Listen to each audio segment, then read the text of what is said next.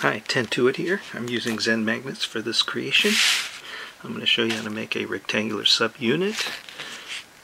It is formed from a hexagon shape, and what you're going to do is you're going to make actually two-layer hexagons. These two-layer hexagons consist of 18 balls each.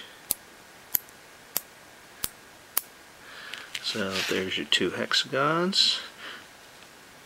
Put them together like that, and see these two edges here on both sides? You're going to do some magnet origami, and you're going to fold these edges up.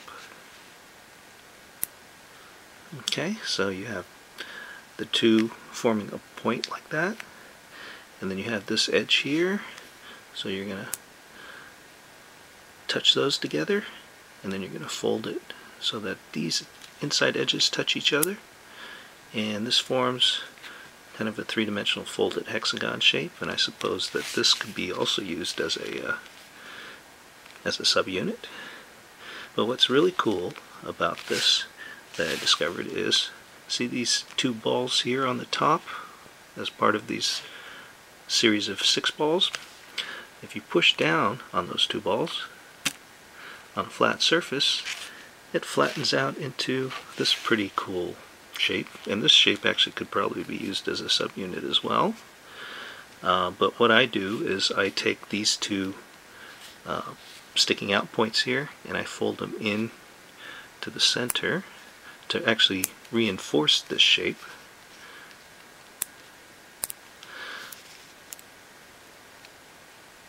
So now you have a flat version of the rectangular subunit, and this probably can be used as a separate subunit as well. What's neat about this rectangular subunit though is, you see these 6 balls here? There's actually 2 balls on each end. Now if you touch both of those and push them toward the center, it actually puffs up this subunit into a three-dimensional version of the rectangular subunit, and it's pretty stable. I mean, it won't separate too easily. And what I did was I made 8 of these subunits, and if you look at this edge here, it's actually slightly offset. So when you put these pieces together,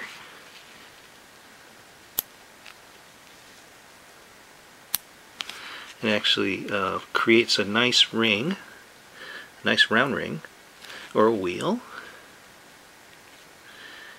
And what's neat about this wheel is the outer edge of the subunit actually forms a flat surface for each piece.